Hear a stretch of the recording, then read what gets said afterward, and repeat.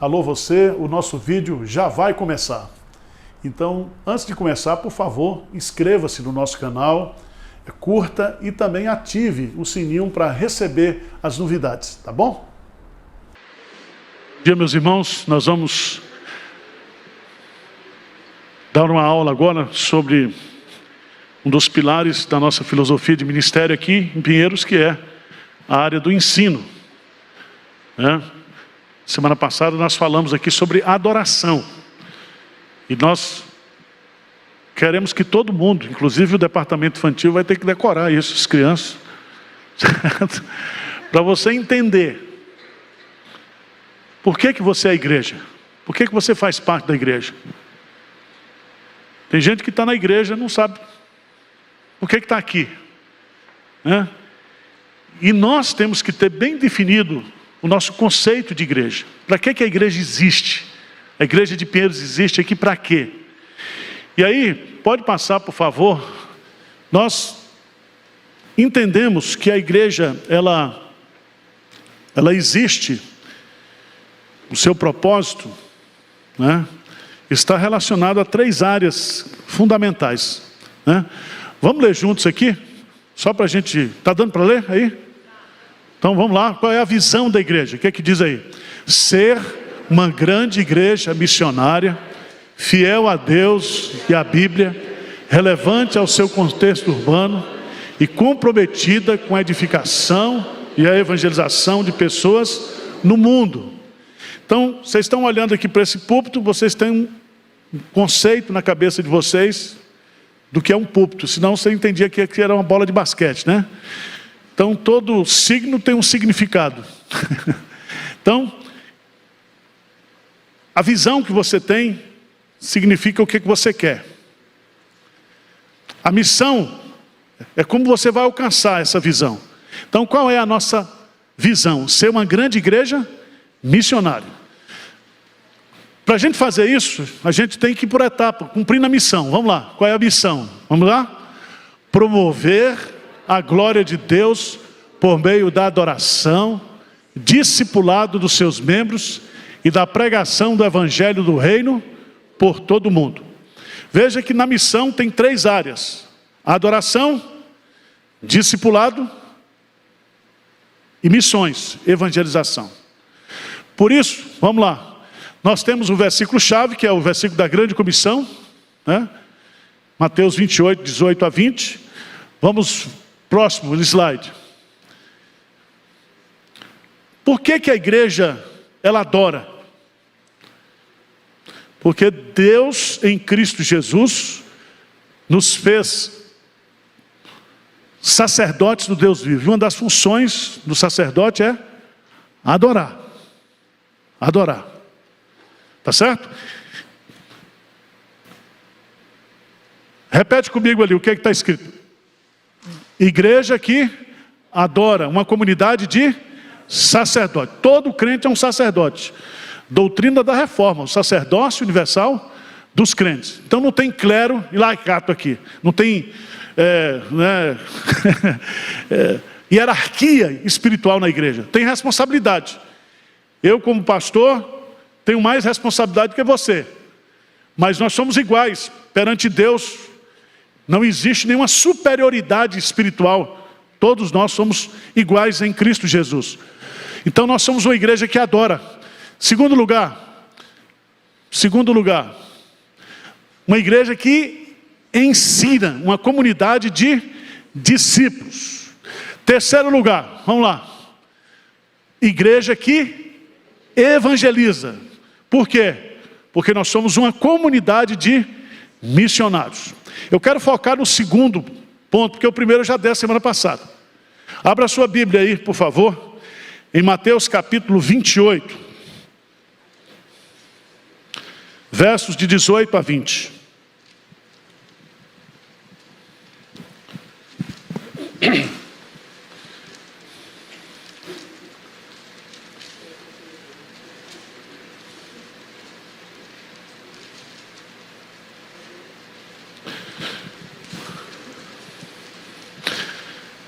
Mateus 28, 18 a 20 nos diz assim: Jesus, aproximando-se, falou-lhes dizendo: toda autoridade me foi dada no céu e na terra.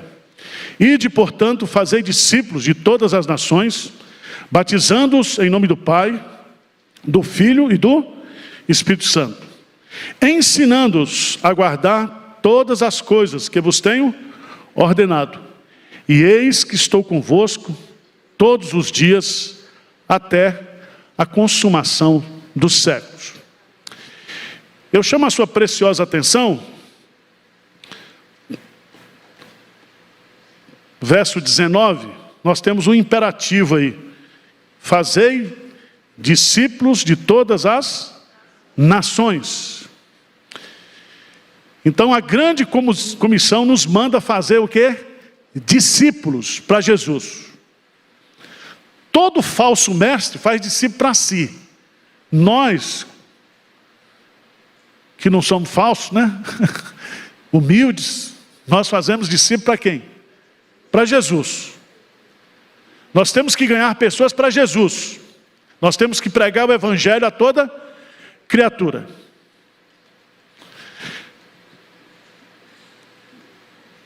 Mas veja, que acompanhado do imperativo, da geografia, onde esse imperativo deve ser cumprido, nós temos dois atos aí. Primeiro, batizando-os em nome do Pai, do Filho e do Espírito Santo. Quando o sujeito se converte, ele é inserido no corpo, na igreja. Por isso que ele é batizado. É o primeiro sacramento. Mas aí vem que ele é batizado, não está dizendo se é por imersão ou por aspersão. Certo? Então tranquiliza o seu coração. Vocês que ficam criticando os presbiterianos, chamando a gente de católico manso, vocês não estão com nada, não sabem ler a Bíblia. Certo? Porque não é com muita água, nem com pouca água. A água simboliza o quê? O lavar regenerador do Espírito Santo. Lavar interno, regeneração. Tá bom? Batizando em nome de quem? Da igreja presbiteriana? Batizando em nome do Pai, do Filho e do Espírito Santo. Se nós estamos fazendo discípulo para Jesus, quando você batiza em nome de, você está passando a Escritura, dizendo: esse cara é de Jesus. Por isso que ele é selado com o Espírito Santo. Mas aí vem a outra coisa que diz aqui: batizando e ensinando-os, ou ensinando esses discípulos, a guardar todas as coisas que vos tenho o quê? Ordenado. E eis que estou convosco todos os dias até a consumação do século. Veja bem que o ensinar é um ato que está contido no fazer discípulo. Assim como batizar. Isso significa o quê? Significa que eu e você, presta atenção, nós vamos aprender e ensinar até Jesus voltar, ou até você morrer. Tá certo? Então, pensando nisso, vamos pensar aqui bem grotescamente, né? Numa filosofia de educação, de ensino. Para que um processo de ensino, aprendizagem aconteça, nós precisamos de algumas coisas. Qual é a primeira delas? O professor. Tudo começa com o professor. Inventaram uma revolução coperniciana que o professor deixou de ser o centro e o centro passou a ser a criança. Depois que aconteceu isso, a educação virou uma desgraça. Está todo mundo perdido na área da educação aí fora. Porque o professor, ele vai ensinar. E aí, nós poderíamos dizer que todo crente pode ensinar. Assim como todo crente pode fazer discípulo. Mas a Bíblia coloca que Deus, nos seus dons, Ele capacita alguns para fazer essa área de ensino. Vamos ver, por favor, lá em Romanos, capítulo 12. Romanos, capítulo 12.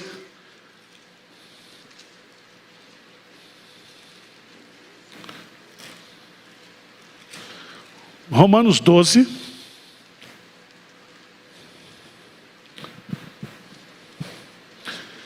Eu queria que você lesse comigo o versículo 7. O que é que diz aí?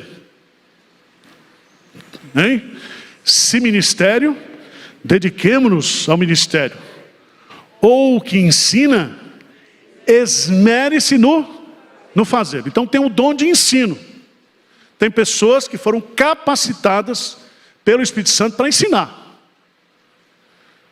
Certo?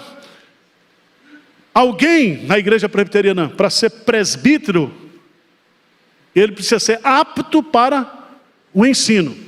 É uma exigência que está lá em Tito, capítulo 1, e também em 1 Timóteo, capítulo 3. Tá certo? Nem todo mundo pode ensinar com autoridade. Veja o que Jesus mostra lá em Mateus capítulo 7. Veja lá.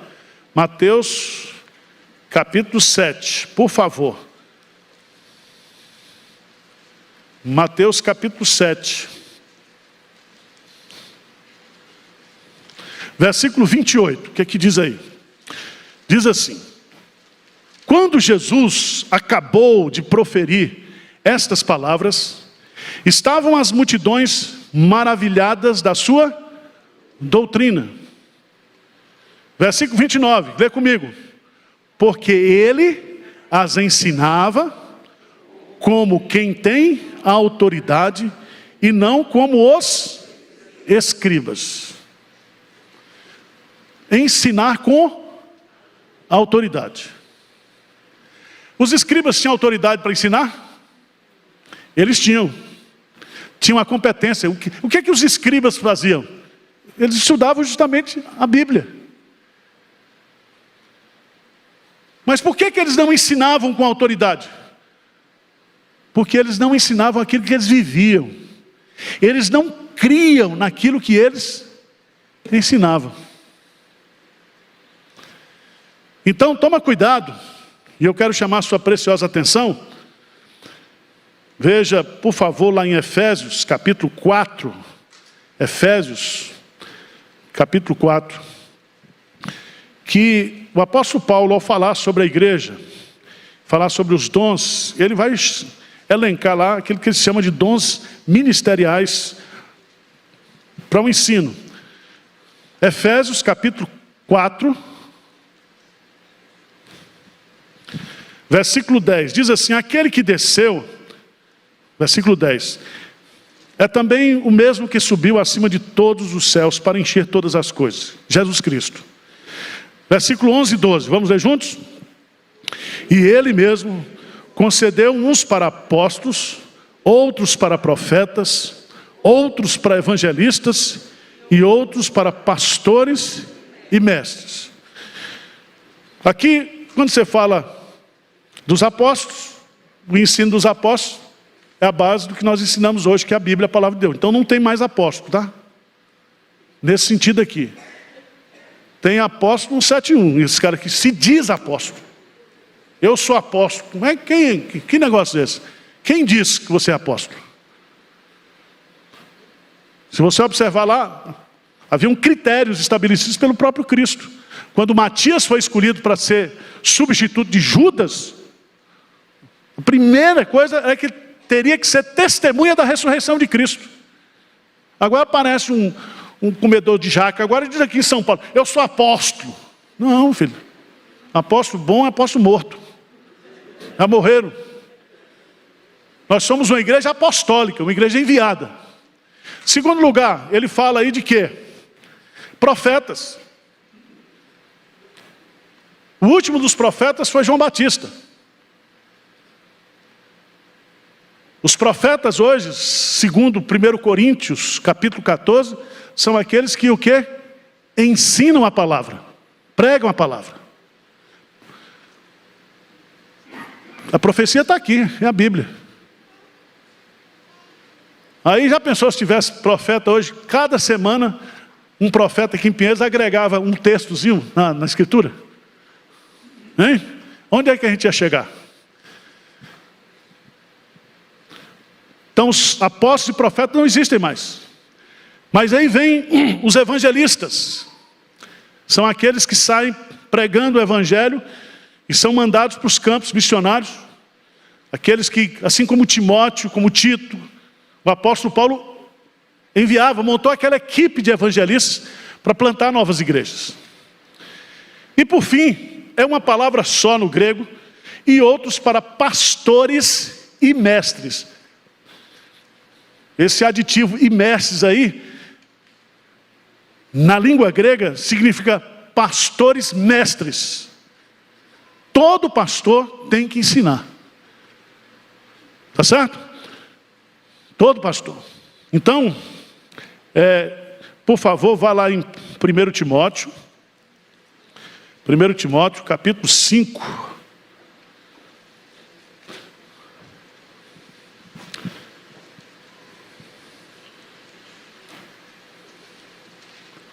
Versículo 17. Foi daqui que John Knox, os calvinistas, fizeram a diferença entre presbíteros regentes e presbíteros docentes. Então, na igreja presbiteriana, eu, Arival, sou pastor, mas eu sou presbítero docente. Certo? Existem os presbíteros regentes, aqueles que ensinam, aqueles que visitam, mas eles não se afadigam na palavra, não se dedicam, não vão fazer curso, seminário, mestrado, doutorado, estudar. Veja o que diz aí. 1 Timóteo 5,17. Vamos ler juntos? Devem ser considerados merecedores de dobrados honorários os presbíteros que presidem bem, com especialidade, os que se afadigam na palavra e no ensino. Pastor Hernando me diz que ele gasta às vezes 12 horas para fazer um sermão. Mas ele é mais profundo que eu, né? Mas dá trabalho estudar. Dá trabalho fazer a exegese do texto, estudar o texto no original. Antigo Testamento no hebraico, Novo Testamento no grego. Tem que estudar, tem que interpretar a Escritura. Tem que examinar. Então, toma cuidado. Tiago vai nos advertir. Esse Tiago era sempre muito prático, né? Tiago capítulo 3, versículo 1. Porque tem gente na igreja que quer ensinar, mas ninguém quer ouvir o ensino dele. O cara é chato. O cara não tem um dom de ensino, mas ele acha que ele tem. Você não conhece gente assim, né? Todo mundo aqui fez faculdade, todo mundo fez escola aqui. Toda escola tem professor bom e professor ruim. Tem ou não tem? Tem, gente. Tem um professor que domina tudo, mas não tem didática. Tem um professor que é Rolando Lero. Ele tem pouco conteúdo, mas ele engana bem. Feito eu assim, nós estamos enganados aqui, né? Segundo os originais. Então, Tiago adverte aí: meus irmãos, não vos torneis muitos de vós mestres, sabendo que havemos de receber o quê? Maior juízo. 1 Coríntios capítulo 3, Paulo vai falar. O fundamento está posto, cuidado com o que você vai construir. E você vai prestar contas do que você ensina. Então, às vezes o pessoal na igreja: pastor, o que você acha do pastor fulano de tal falando isso? Eu falei: isso é problema dele. Ele vai prestar conta a Deus do que ele está ensinando. Tá certo? Não vamos ficar entrando em polêmicas aí. Cada um vai prestar conta de si mesmo. E aqueles que ensinam a palavra, e eles serão cobrados. Haverá maior juízo, diz Tiago aqui. Tá certo? Então, voltando lá para Mateus 28... No processo de ensino-aprendizagem, primeira figura, a figura do professor. Segunda figura, é a figura do aluno. Aluno.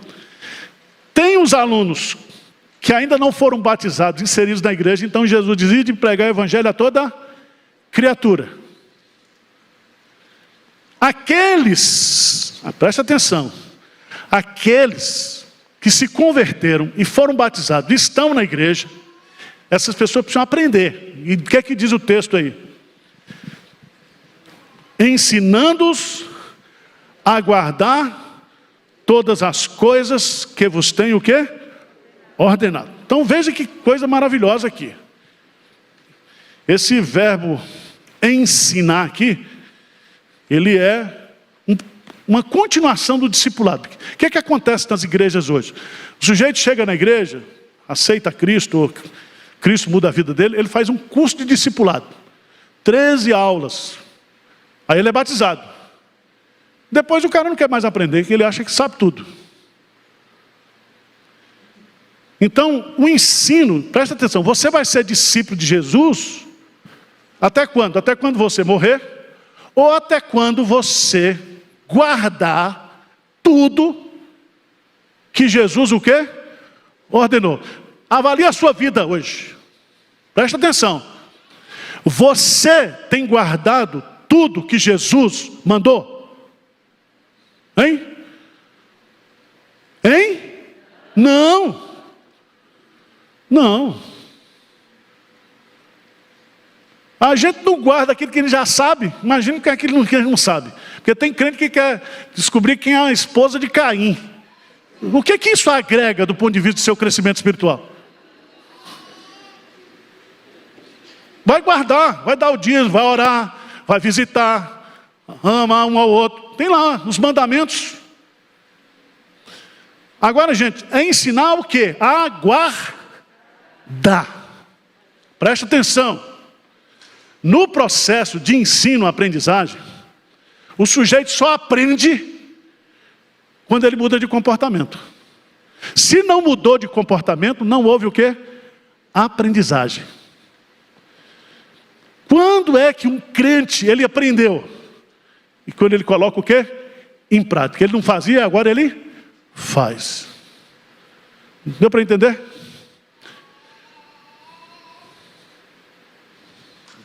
Então tá bom.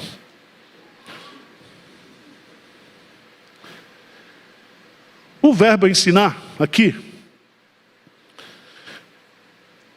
ensinando-os a guardar, ensinando-os a obedecer, ensinando a praticar. Para que isso funcione, para que essa metodologia aqui de ensino funcione, ensinando a guardar, nós precisamos ensinar com autoridade. Significa que o meu ensino, como professor, tem que vir acompanhado do meu exemplo. Qual é o melhor método de ensino? Do exemplo. Tá certo? Você teria coragem de dizer o que Paulo disse? Sede, pois, meus imitadores, como eu também sou de Cristo. Eu não falo isso nem a Paulo. Mas ele tinha autoridade para isso. Então,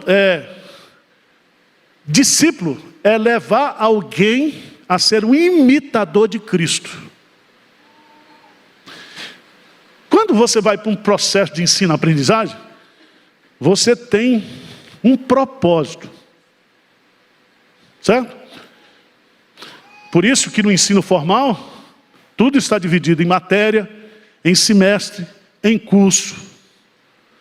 Porque quando você conclui um curso, você alcança um objetivo. Qual é o propósito do ensino do discipulado cristão? Vamos lá para Romanos capítulo 8.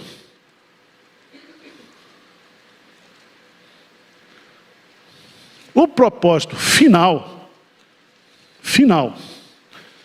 está lá em Romanos capítulo 8. Quando você vai ser diplomado. Romanos capítulo 8. Então, um dia um crente falou comigo, crente velho de igreja, se eu não vou para a escola dominical porque eu já sei tudo. Dá para ouvir um negócio desse? Além de ignorante, é soberbo. Porque quando Jesus diz assim, aprendei de mim, porque sou manso e humilde de... Você acha que dá para esgotar você aprender de Jesus? Agora, Romanos capítulo 8. Romanos capítulo 8. Veja lá, por favor, versículo 29. Esse é o propósito final, tá? Quando você chegar aqui, você completou. Aí você está diplomado. Diplomado. O que diz aí? Porquanto aos que de antemão conheceu, também os predestinou, para serem conformes à imagem de seu Filho, a fim de que ele seja o primogênito entre muitos irmãos. Então presta atenção, você foi predestinado para ser conforme a imagem de Jesus. Então no dia que você se tornar igual a Jesus, você está formado. Esse é o projeto de Deus para você. Veja o que o apóstolo Paulo vai dizer lá em Filipenses. Por favor, Filipenses capítulo 3. Filipenses capítulo 3. Você vai ver o que Paulo vai ensinar aqui para a gente. Ele chama isso de soberana vocação. Nós fomos chamados para sermos iguais a Jesus. E a obra do Espírito Santo na minha vida é justamente essa. É ir me transformando de glória em glória à imagem de Jesus. Um dia nós o veremos como Ele é, e um dia nós seremos semelhantes a Ele. Filipenses capítulo 3, Paulo vai dizendo, versículo 12: não que eu tenha já recebido ou tenha já obtido a perfeição. Quem é o perfeito? É Cristo. Então diz, eu sou um crente meia boca ainda.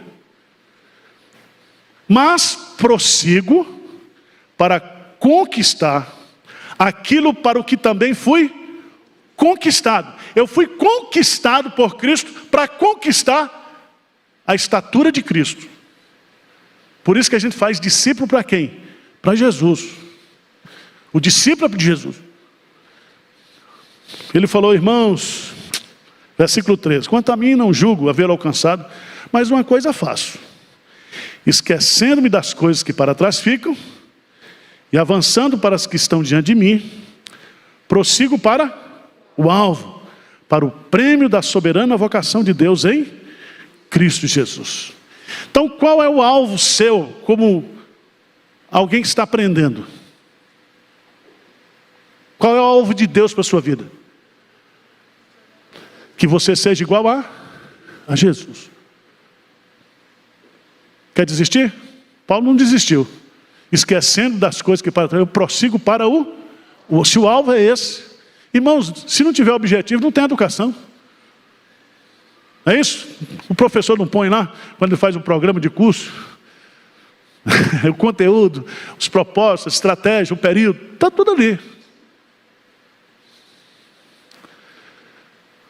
Mas vamos mais. Vamos para Colossenses, capítulo 1. Colossenses, capítulo 1. Esse é o propósito final. Sermos iguais a Jesus. Nesse processo, tem uma etapa que se chama maturidade espiritual. Veja o que Paulo vai colocar em Colossenses capítulo 1, versículo 28 e 29. Vamos lá juntos? Colossenses 1, 28 e 29. O qual nós anunciamos, advertindo a todo homem, e ensinando a todo homem em toda a fim de que apresentemos todo homem o quê? Perfeito em Cristo. Para isso é que eu também me afadigo, esforçando-me o mais possível, segundo a eficácia que opera eficientemente em mim. Grife essa palavra aqui. Para que apresentemos todo homem perfeito em Cristo. Essa palavra perfeito no grego é a palavra teleios, que significa maduro. Maduro. Maduro no pensar, maduro no sentir, maduro no fazer. Certo? Maturidade espiritual. E a maturidade, ela é alcançada nesse processo de ensino, o quê? Aprendizagem. Eu aprendo, eu guardo, eu aprendo, eu guardo, eu aprendo, eu guardo. E eu vou então crescendo. Estão entendendo ou não?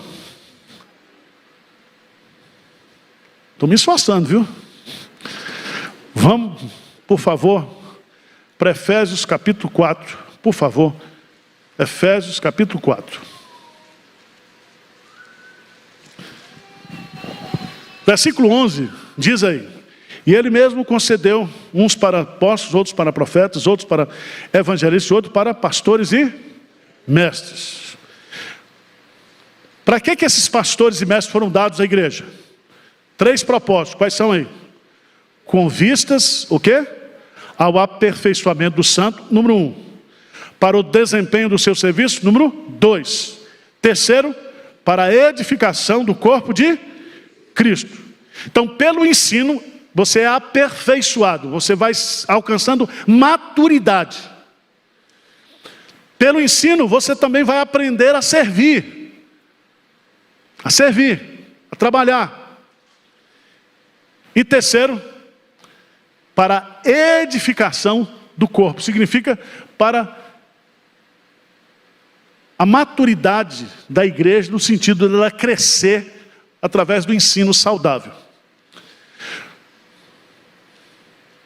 Veja no texto, versículo 13: até que todos cheguemos à unidade da fé e do pleno conhecimento do Filho de Deus, a perfeita o quê? Varonilidade, a medida da estatura da plenitude de... Então, para a gente chegar lá, nesse propósito, a perfeita varonilidade, sermos iguais a Cristo, nós temos esse processo de amadurecimento. Tá certo?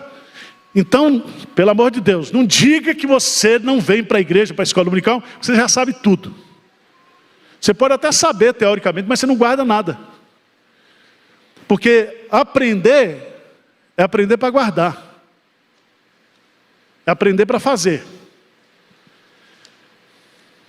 Claro, irmãos, que nesse processo existe o esforço do professor, mas existe o que? A ação do Espírito Santo.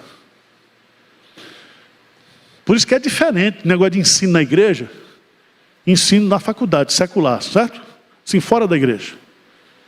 Porque a igreja, quando você ensina a palavra de Deus, além dos recursos que você tem de metodologia, de didática, de conhecimento, de preparo de aula, você tem a ação do Espírito Santo. Por isso que Paulo coloca em Colossenses esse poder que opera eficazmente em mim, porque sem Jesus nada podemos fazer. E nesse fazer ele fala de ensinar. O nosso ensino na escola dominical com as crianças, é ensino para transformar. É ensino para que a criança que não ame a Deus, ele passe a amar a Deus e ao próximo. Deu para entender? Então, todo o esforço aqui é para alcançar a maturidade. Mas vamos lá. Nós temos um professor, nós temos um aluno. Nós temos um propósito. Quarto lugar, nós temos o currículo. Qual é o nosso livro? Hein? A Bíblia. Vamos lá para 2 Timóteo. 2 Timóteo capítulo 3.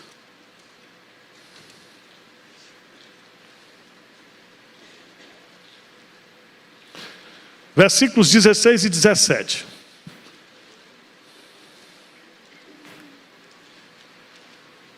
Vamos lá? O que diz? 2 Timóteo 3, 16 e 17. Toda a Escritura é inspirada por Deus e útil para o ensino, para a repreensão, para a correção, para a educação na justiça, a fim de que o homem de Deus seja perfeito e perfeitamente o quê? Habilitado para toda boa obra. 3 pontos aqui importantíssimos. Primeiro, o que é a Escritura? O que é a Escritura? O que é essa Bíblia que você tem na mão aí? Hein? Velho Testamento e Novo Testamento. Toda a Escritura é inspirada por Deus. É uma palavra só no grego, theopneustos, que significa que a palavra veio de dentro de Deus para fora. Então, quando você está estudando a Bíblia, gente,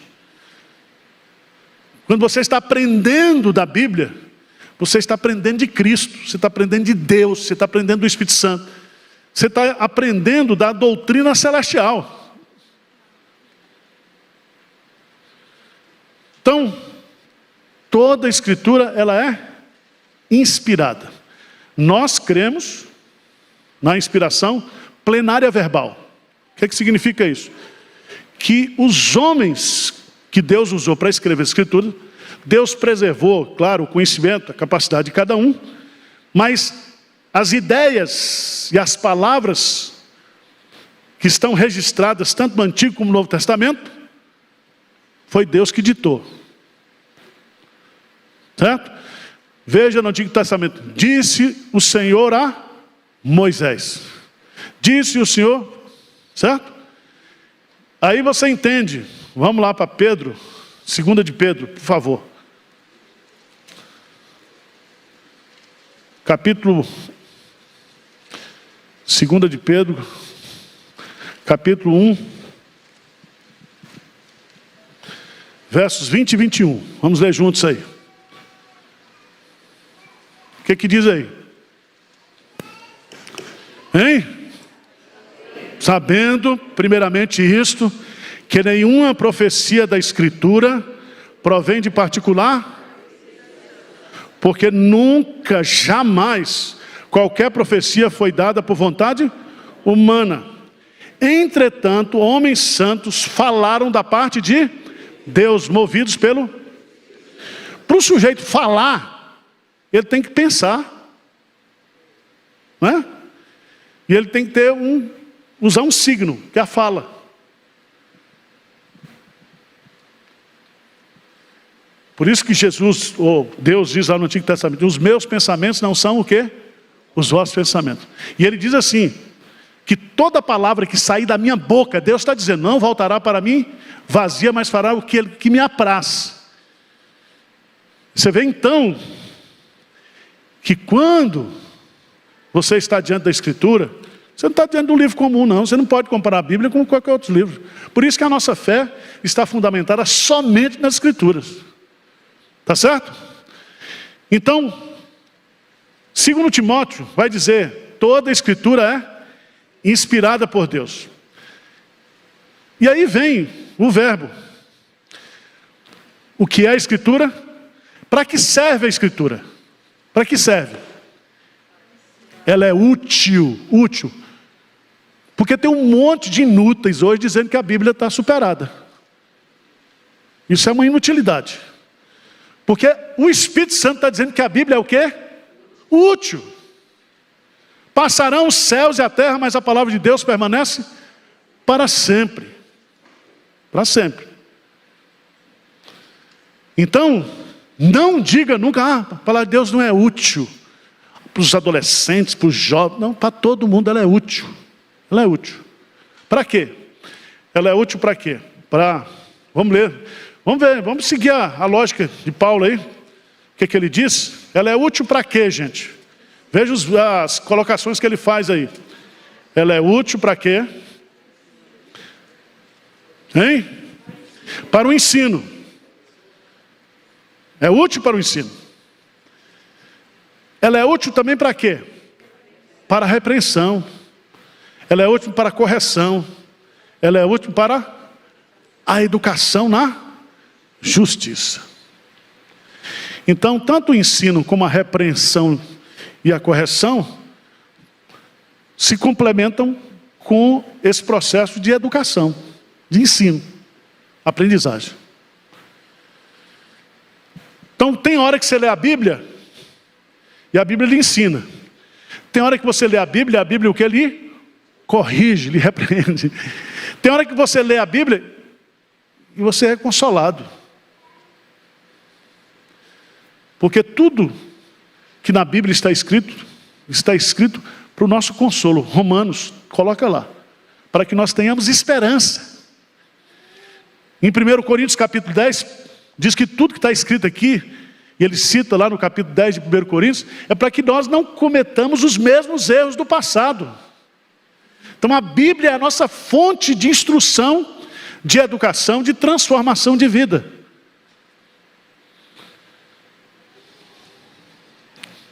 Mas vamos lá.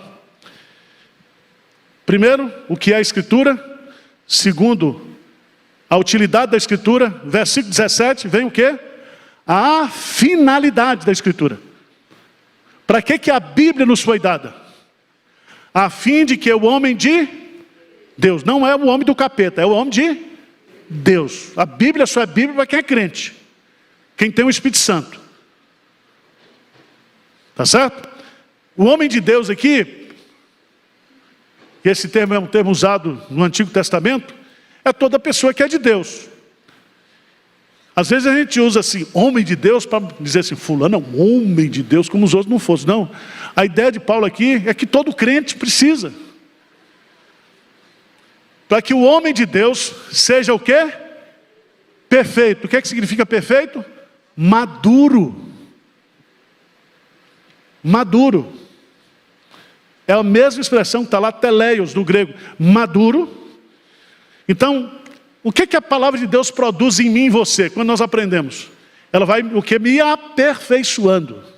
Vai tirando os meus defeitos, vai me ensinando, vai me transformando. Conhecereis a verdade vos libertará. Tem nada a ver com Bolsonaro, é de Jesus, tá? Que você está com medo até de citar a Bíblia agora. Então, a Bíblia transforma. Mas a Bíblia não somente, ela nos educa, ela nos aperfeiçoa, mas ela também nos capacita. E perfeitamente habilitado para toda o quê? Boa obra.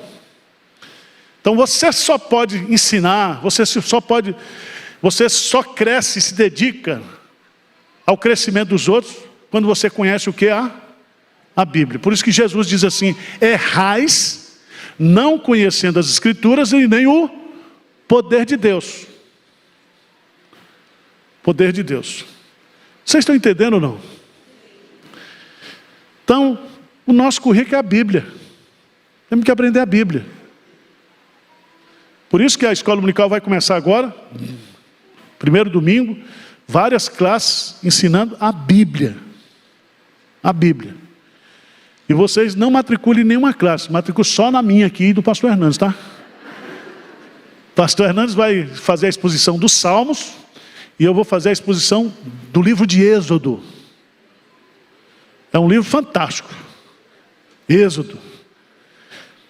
E o pastor Hernandes está terminando de escrever o comentário dos Salmos. Imagine, o homem já deve estar entre os querubins, os serafins e tal coisa. Quando vier aqui, a casa vai encher de fumaça, vai ser um negócio internacional, viu? Então, se prepare, porque o pastor Hernandes está aí, né? E uma coisa que é muito importante, a gente entender, que eu queria que você voltasse aí para 2 Timóteo, capítulo 2, versículo 15. Paulo diz assim, você que quer trabalhar na igreja, você que quer ensinar, você precisa conhecer a Bíblia, tá? O que é que Paulo diz aí? 2 Timóteo 2,15. Procura apresentar-te a Deus aprovado, como obreiro que não tem de que maneja bem a palavra da verdade. Essa palavra maneja bem, vem dos açougues da época. Manejar bem é saber cortar, separar o que é patinho, o que é filé mignon, as partes. Certo? Vou dar um exemplo para você aqui, como manejar errado dá confusão. Tinha uma senhora viúva aqui na igreja, e ela adoeceu, precisou de uma visita. E aí eu pedi um pastor que trabalhava comigo que fosse lá. Chegando lá, ele lê para a mulher, na visita, a mulher doente, João capítulo 8, a mulher adúltera.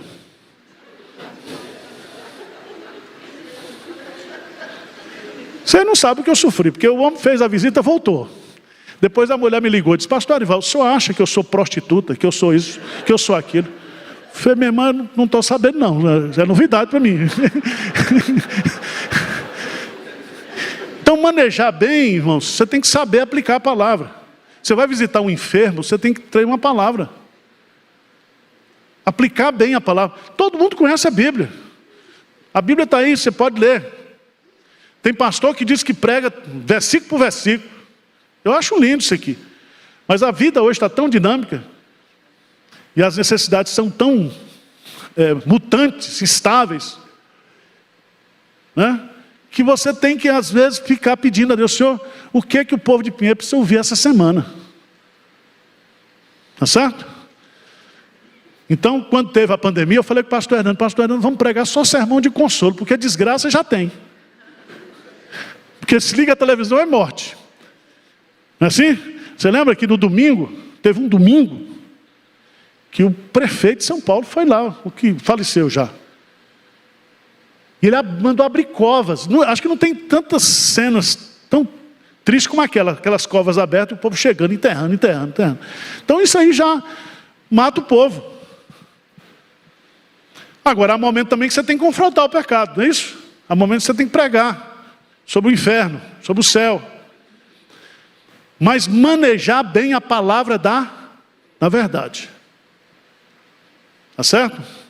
Às vezes, teve um povo mais simples, tá? Porque eu só trabalho com gente, mas eu fui dar aula lá eu fui em Cuiabá, falar num congresso de plantação de igreja. E estava tendo uma conferência lá, numa outra igreja. E o povo é muito simples, né? Aí eu tive a oportunidade de encontrar irmãos que estavam fazendo, voltou. Falei: meu irmão, qual é o tema da conferência lá? Ele disse: pastor, eu não sei direito não. É um negócio de visão de Cosme. Visão de Cosme? Eu não conheço visão de Cosme. Cosme de Damião? Aí o cara falou assim: não, pastor. Aí eu tinha um mais sabido, né? Disse assim: não, é cosmovisão reformada. É bonito o termo. No ambiente acadêmico. Né? Porque o que é cosmovisão reformada? É você olhar para as coisas e para a vida à luz da palavra de Deus. Então toma cuidado. Quero concluir chamando a sua preciosa atenção para o fato de que todo mundo aqui pode ensinar, mas só deve ensinar aquele que se esmere no fazê-lo, aquele que tem um dom, e não se meta a ensinar aquilo que você não sabe. Você tem que aprender primeiro. Tá certo? Todo mundo aqui é aluno. Ninguém pode dizer aqui que nenhum de vocês tem alguma coisa para ensinar para mim. Todo mundo tem alguma coisa para ensinar para outra pessoa. Não é assim? Quantos sermões do filho pródigo você já ouviu? Aí tem um dia que o pastor prega de um jeito, prega do outro, arruma umas histórias lá. Você fica: eu não tinha visto isso. É um negócio maravilhoso. A palavra de Deus é maravilhosa. Então, seja um aluno dedicado. Eu quero terminar rapidamente convidando você a ir lá em Hebreus capítulo 5. Hebreus capítulo 5.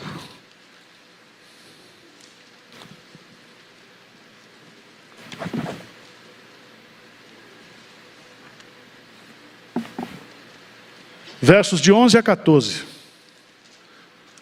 Diz assim. O que diz aí? Diz assim: a esse respeito, temos muitas coisas que dizer e difíceis de explicar. Porquanto vos tendes tornado tardio em ouvir. Veja bem. O primeiro sinal de que você é uma pessoa imatura do ponto de vista espiritual é a sua resistência em não querer o quê? Aprender, ouvir.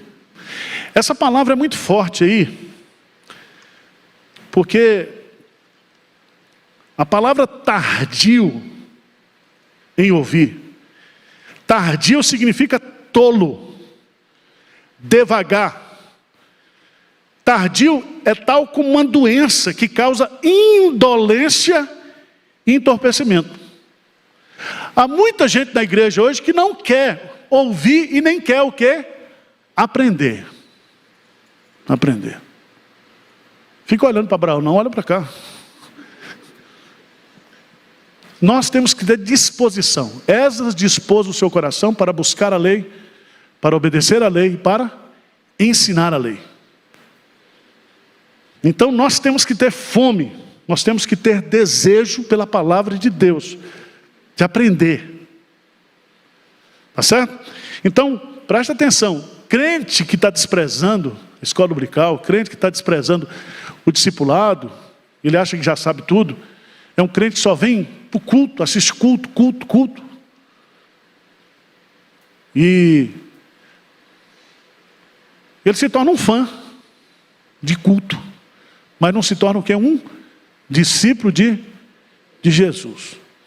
E você para de ouvir ver vídeo de pastor xarope, tá? E você para de ficar fazendo uma pergunta também para mim, xarope, que eu não vou responder. Porque se você estudasse a Bíblia, se dedicasse à Bíblia,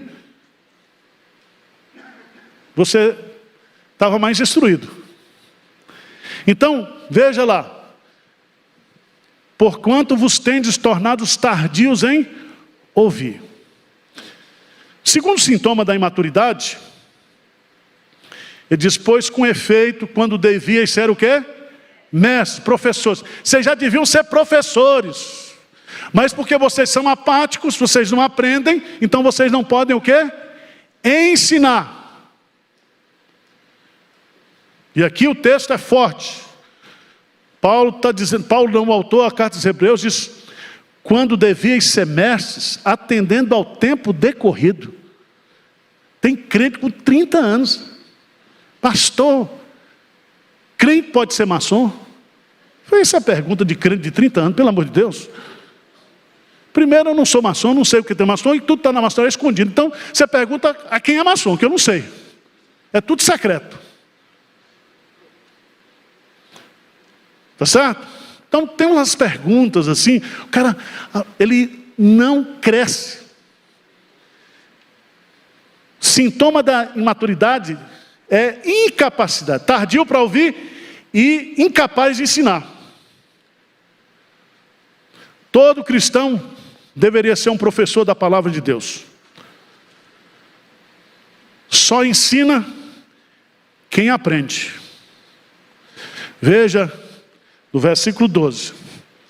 Pois com efeito, quando devias ser mestres, atendendo ao tempo decorrente, tendes novamente necessidade de que alguém vos ensine de novo. Quais são os princípios elementares dos oráculos de Deus. Assim vos tornastes como necessitados de leite e não de alimento o quê? Sólido. Então, 3 coisas aqui que revelam a maturidade do crente. Primeiro, apatia com a palavra de Deus, não quer aprender. Segundo, como ele não aprende, ele não ensina. Tá certo? Terceiro, o alimento dele. Só toma leite, não come feijoada, não come uma rabada. O que significa isso? Significa, e Pedro coloca lá, que Paulo tinha umas coisas difíceis de entender. O próprio Pedro reconhece. Todos nós temos nosso limite de competência. Mas há coisas, irmãos, veja bem, Deus é o Deus da inteligência. Tá certo? E ensino é um ato o quê? Cognitivo. Você tem que aprender.